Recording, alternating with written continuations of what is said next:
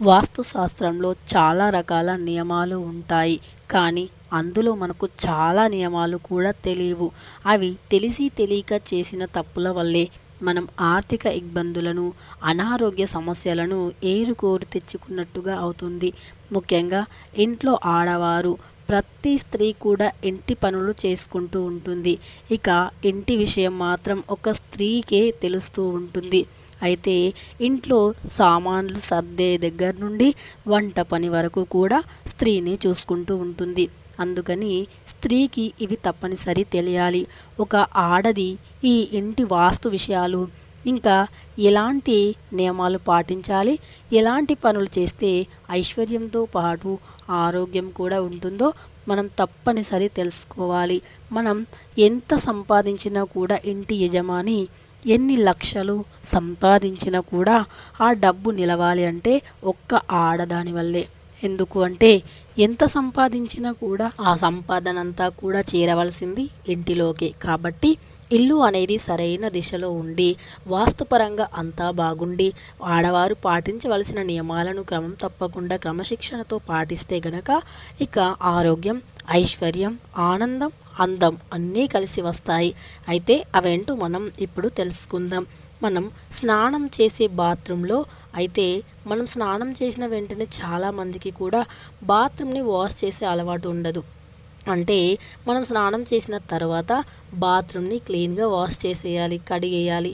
కడిగిన తర్వాత మనం స్నానం చేసిన తర్వాత బాత్రూంలో ఖాళీ బకెట్ని పెట్టకూడదు. ఆ బకెట్ నిండా నీళ్లను పెట్టాలి. ఒకవేళ అలా కుదరనిచో మీరు ఆ బకెట్ని బోర్లించి ఉంచినా పర్లేదు, కానీ ఖాళీ బకెట్ని మాత్రం అలానే పెట్టవద్దు.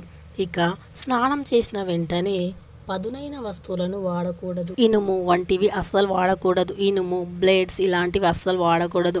ఇక ఇనుము అయితే వాస్తు శాస్త్రం ప్రకారం ఇనుము అనేది చాలా చెత్త ఫలితాలను కలుగజేస్తుందంట. కాబట్టి ఇనుముని ఎక్కడ పడితే అక్కడ పడేయకుండా అవసరం మేరకు వాడుకొని దాన్ని ఒక చోటన పెట్టుంచాలి తప్ప మనం ప్రతిసారి ఇనుముని స్నానం చేసిన వెంటనే పచ్చి చేతులతో అస్సలు ముట్టుకోకూడదు. ఇక అంతేకాకుండా సింధూరం, ఆడవారు తలస్నానం చేసి వచ్చిన వెంటనే అదే తడి నెత్తిలో సింధూరాన్ని అస్సలు పెట్టకూడదు అని మన శాస్త్రంలో స్పష్టంగా చెప్పబడింది. కాబట్టి తప్పనిసరి ప్రతి ఒక్క ఆడవారు కూడా సింధూరాన్ని తలస్నానం చేసి వచ్చిన వెంటనే తడి చేయితో తడి తలలో అస్సలు పెట్టుకోకూడదంట. ఇక తడి ఆరిన తరువాతే అప్పుడు సింధూరాన్ని పెట్టుకోవాలి. అలానే ఆడవారు తలస్నానం చేసి వచ్చిన వెంటనే ఇల్లంతా పచ్చి నెత్తి అంటే తడి నెత్తిని విరబోసుకొని ఇంట్లో తిరగకూడదు. తలస్నానం చేసిన వెంటనే ఫస్ట్ హెయిర్స్ని పైకి కట్టేయాలి టవల్తో కానీ, లేదంటే ఫస్ట్ హెయిర్స్ని ఆరబెట్టుకోవడానికి మాత్రమే ప్రయత్నించాలి తప్ప తడి నెత్తితో ఇంట్లో మాత్రం తిరగకూడదు. ఇక తడి నెత్తితో తిరిగిన ఇంట్లో ఆ తడి నెత్తి నుండి పడిన చినుకులు తొక్కితే అది చాలా అశుభకరంగా పరిగణించబడింది మన వాస్తు శాస్త్రంలో. కాబట్టి ఎట్టి పరిస్థితుల్లో కూడా తడి నెత్తిని విరబోసుకొని ఇంట్లో తిరగకూడదు. ఇక అంతేకాకుండా ఎట్టి పరిస్థితుల్లోనూ మన వంట గదిలో ఇనుముకు సంబంధించిన వస్తువులు పెట్టకూడదు. ఇనుము అనేది ఆరోగ్యపరంగా కూడా అస్సలు మంచిది కాదు. అంతేకాకుండా మన శాస్త్రపరంగా చూసినా కూడా ఇనుము అనేది అస్సలు మంచిది కాదు. ఇక అంతేకాకుండా చాలామంది ఆడవారికి ఒక అలవాటు ఉంటుంది.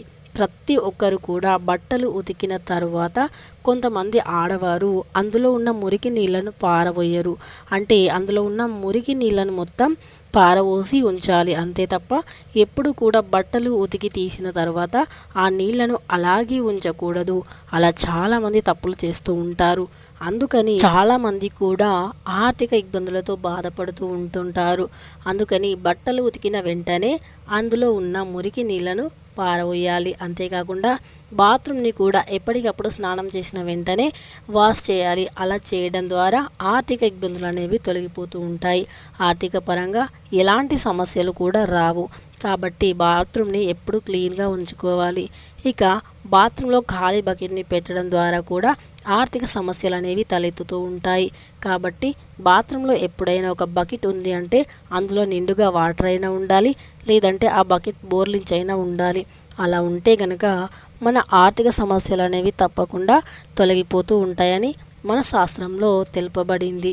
అందుకని మనం ఎప్పుడూ కూడా ఈ చిన్న చిన్న నియమాలను పాటిస్తూ ఉంటే ఇక ఆ లక్ష్మీదేవి ఇంట్లోనే నిలిచి ఉంటుంది. ఆర్థిక ఇబ్బందులు కూడా అస్సలు రావు అని మన శాస్త్రంలో తెలుపబడింది. సో ఫ్రెండ్స్, ఇలాంటి ఇంకెన్నో వీడియోస్ కోసం మన ఛానల్ని సబ్స్క్రైబ్ చేసుకొని పక్కనే ఉన్న బెల్ ఐకాన్ని నొక్కడం అస్సలు మర్చిపోవద్దు. Have a very nice day.